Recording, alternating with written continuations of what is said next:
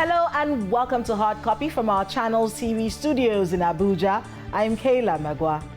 64 years after independence, can we say Nigeria and Nigerians have a national identity?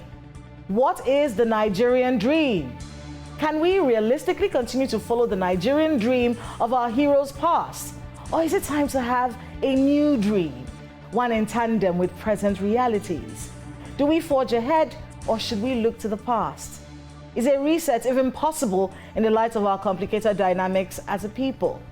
Today on Hard Copy, we discuss the Tinubu administration, drama in the Nigerian Senate, governance and Rivers State following the Supreme Court judgment, women and their role in the national discourse as we celebrate Women's Month, Nigeria's politics, Nigeria's economy, and what many are referring to as Tinubunomics, the Labour Party and Nigeria's Labour Congress, and the conversation around elevating national consciousness with my guest, Dikechukwu Merije, who insists on simply being known as a spoken word artist, even though his advocacy to elevate the Nigerian national consciousness has put him on the global map as a great poet and prolific writer.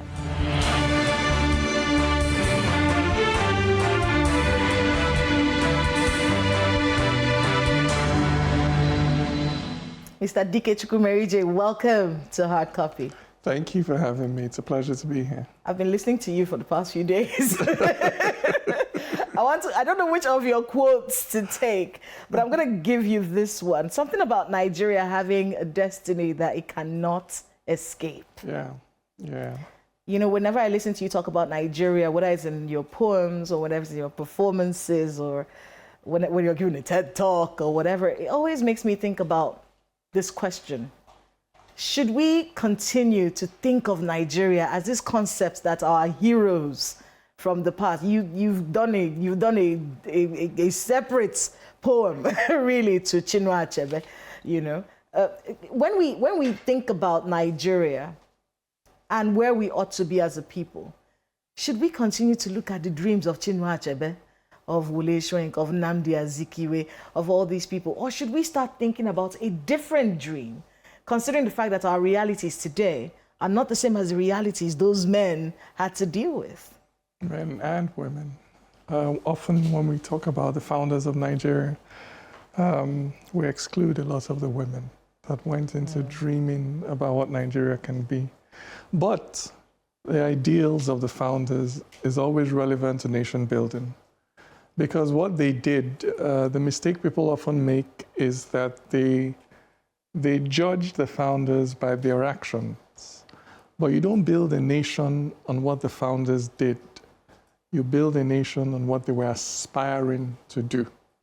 It's their aspirations, their ideals, their dreams that become a focal point for a nation as we evolve.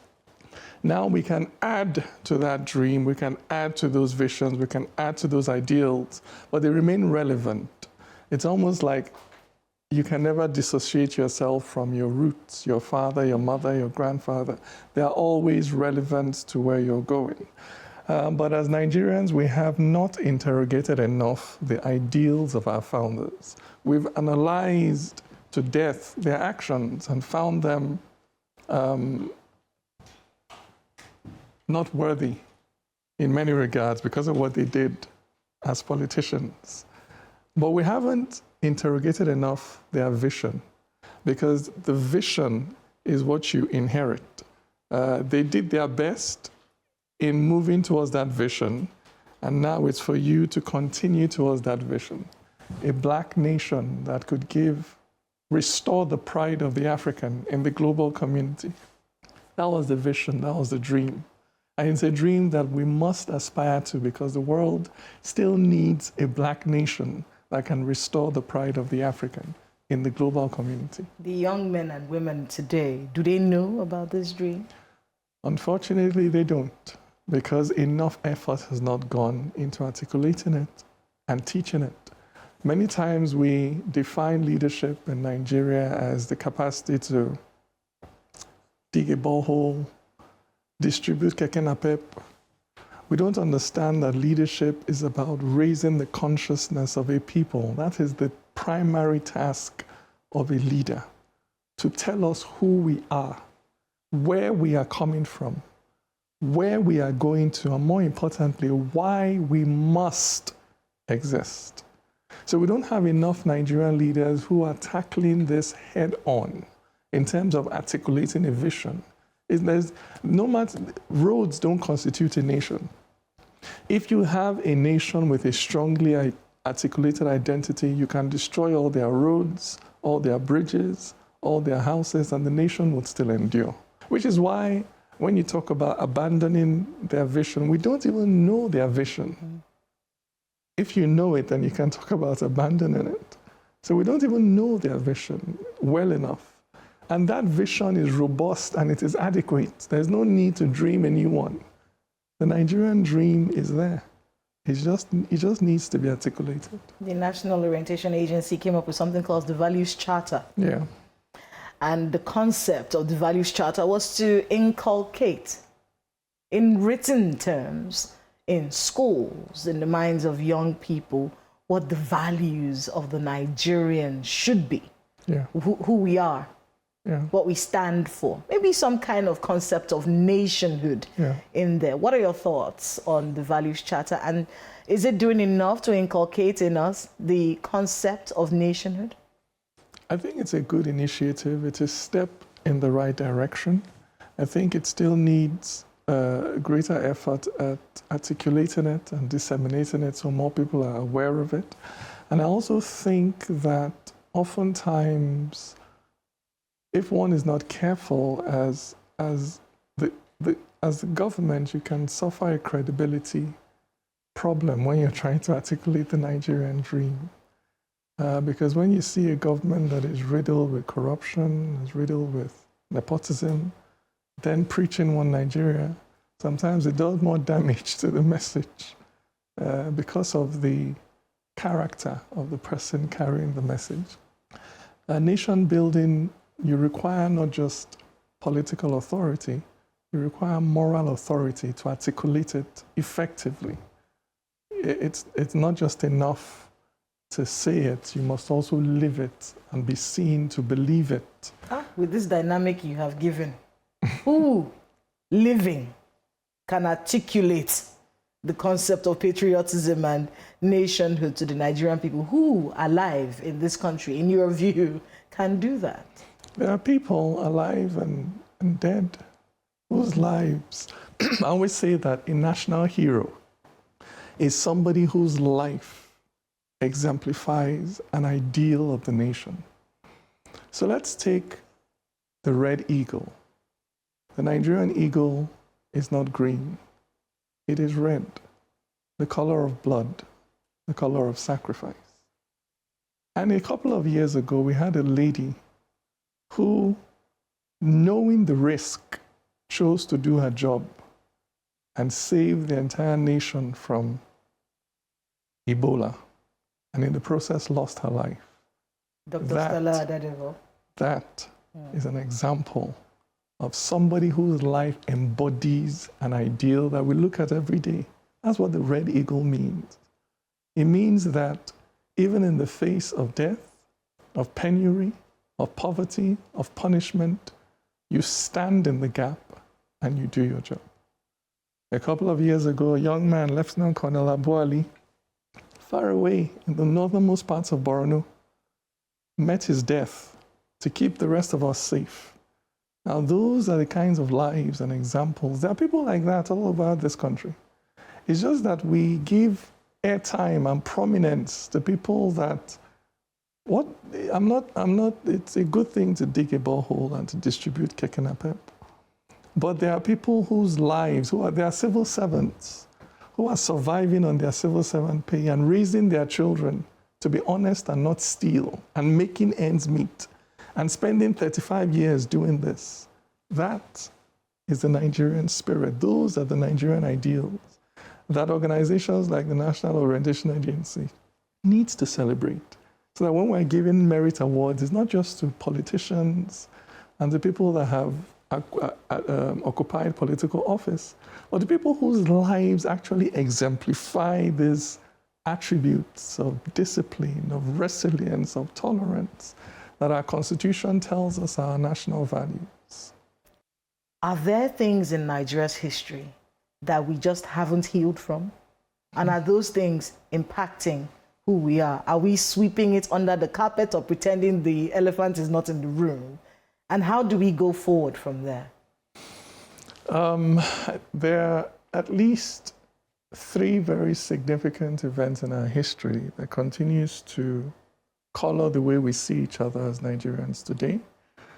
One is the politics of the founders, principally Ahmadu Bello, Nnamdi Azikiwe, Chief Obafemi Awolowo.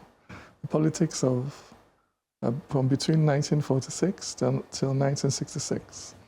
A lot of the things that happened in that period continues to be interpreted in ways that fuels animosity between ethnic groups.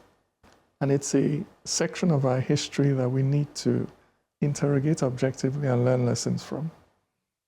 Number 2, the events of 1966 is a very traumatic, 1966, I describe it as the most traumatic year in Nigeria's history.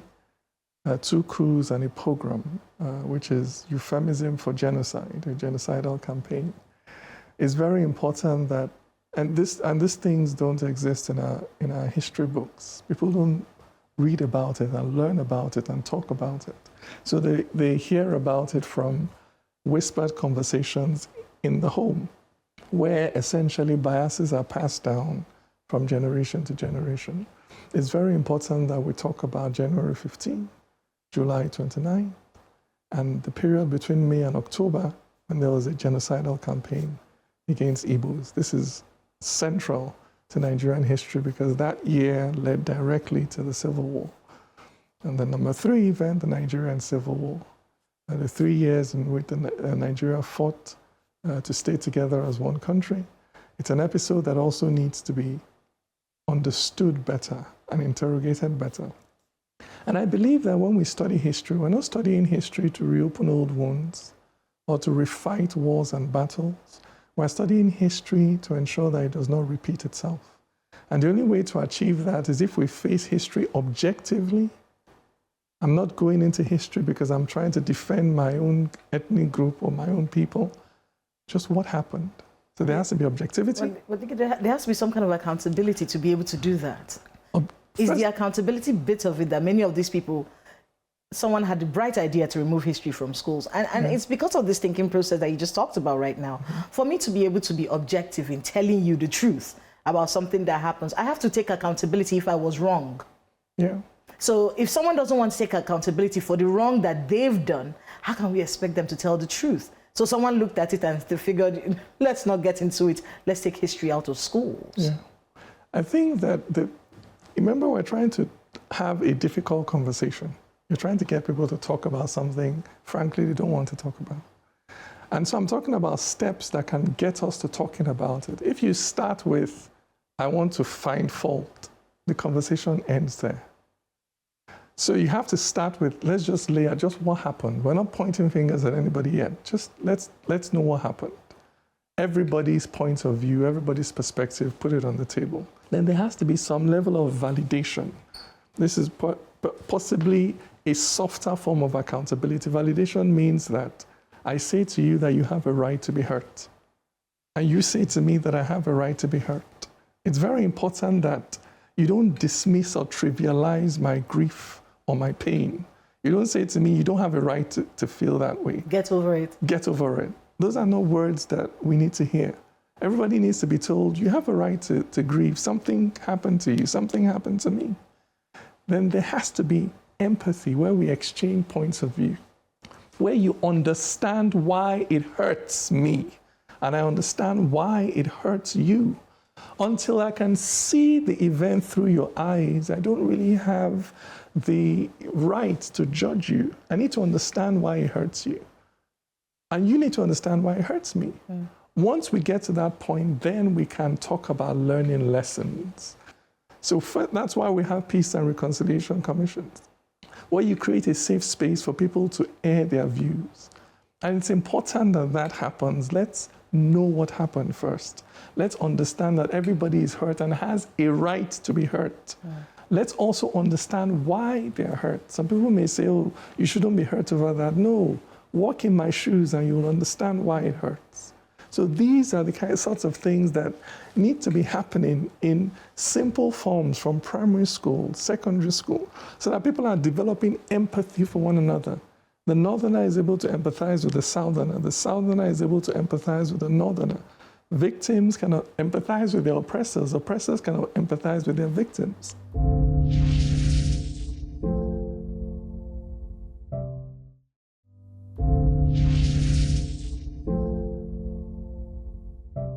Welcome back to Hard Copy on Channels Television. We have been speaking with a man who just wants to be known as a spoken word artist, Mr. DK Chukwumerije. Thank you so much for speaking with us. Pleasure. Pleasure to be here. Let's talk about you. the last time, I know you try not to get into politics, but you did.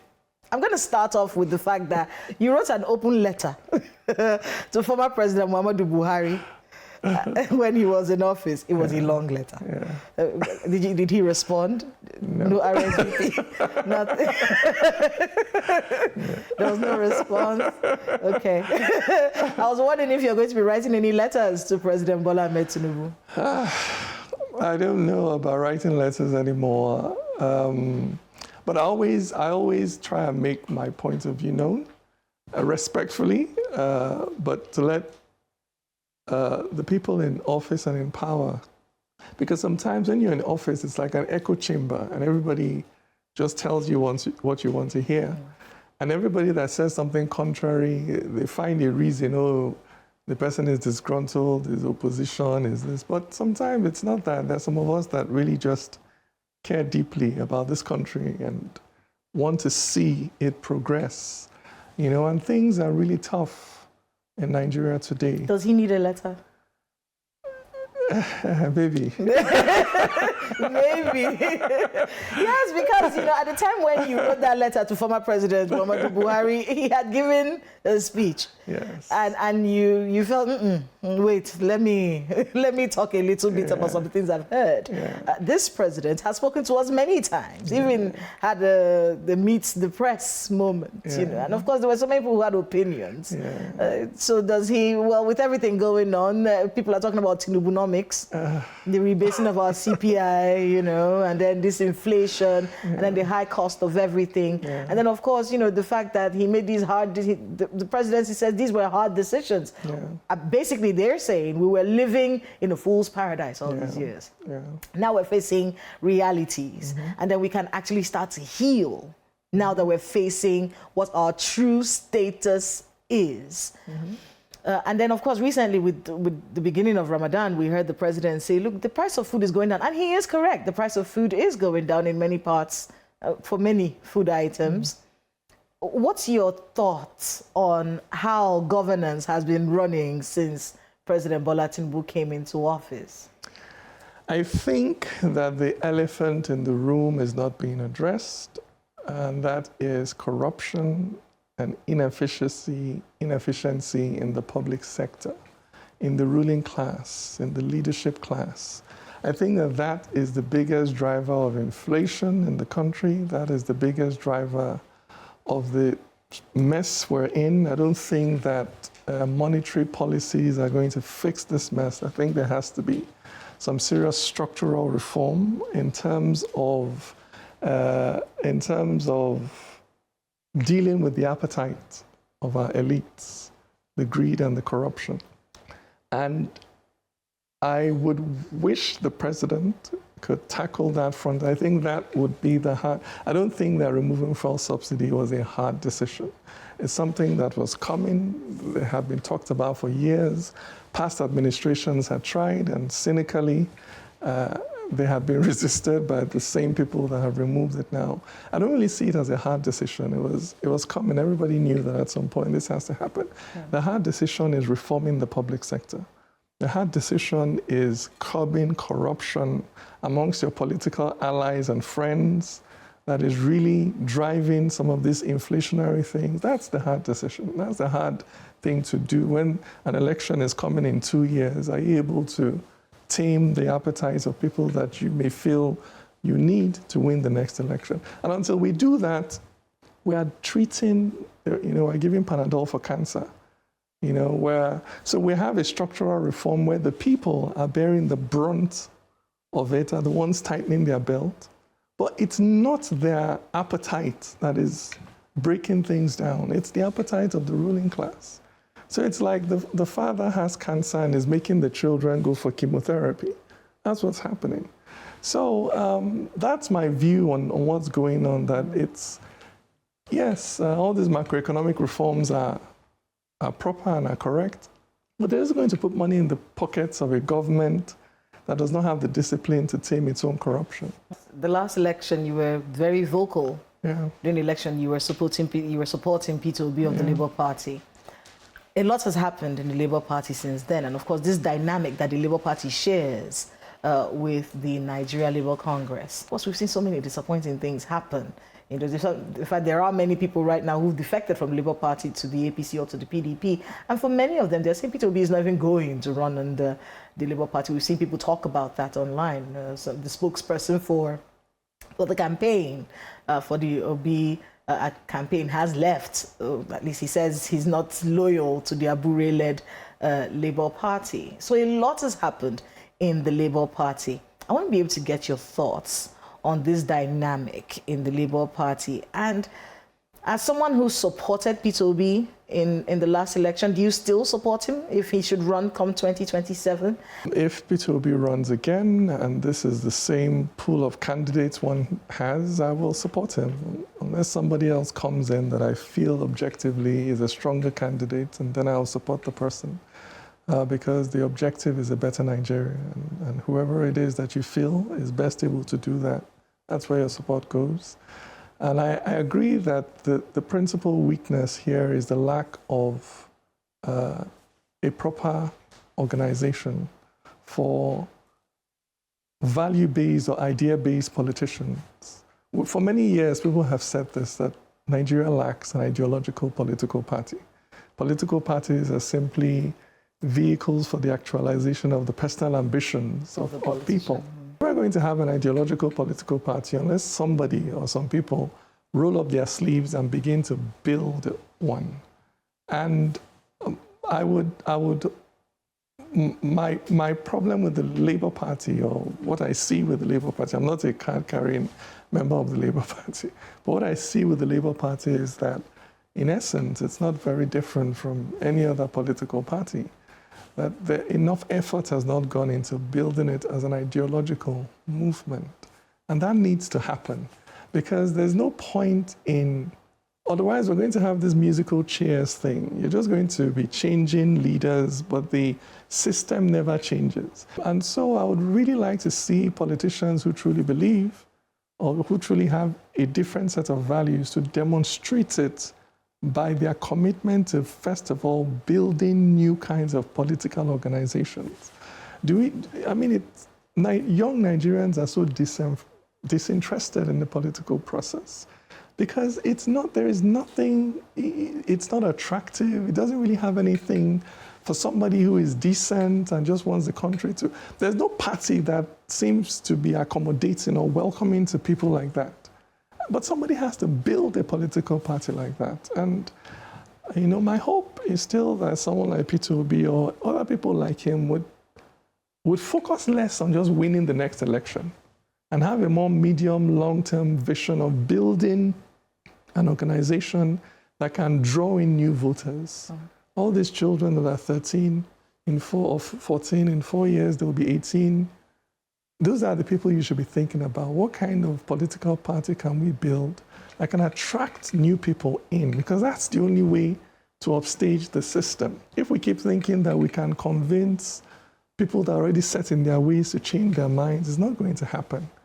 But these young ones, as they're coming in, if you can build a movement that captures their imagination and fires their imagination, then you can give the system a run for its money. In your poetic expressions, and I know you keep trying to elevate national consciousness with your poetry, are you going to go a little bit more political? It's a political environment. I mean, I've always spoken to the issues. My poems I've always spoken to the issues. So it will continue to be like that. It's just that I'm not trying, I just really, really hope to speak to the conscience and the hearts of people that we have a great country. And what are we doing? You know, what are we doing? This country is enough for everybody. Igbo, Hausa, Fulani, Muslim is enough. There's enough for all of us to create our micro kingdoms that are flourishing. All we need is just to agree on certain basic rules of engagement. That's all. It's not, you will still fight, but let's just have some basic rules of engagement. There has to be some basic level of meritocracy. There has to be some basic level of integrity. There has to be some basic level of due process so that everything else that you want to do can work. And that's what we're fighting for, to just have those minimum standards that allows a diverse society to flourish. I want to thank you so much, Mr. Dike Chukwumerije, for being with us on Hard Copy, and good luck with all the work you have ahead of you. Thank you for having me. That's Hard Copy this week. Thanks for watching. I'm Kayla Megwa. Good night.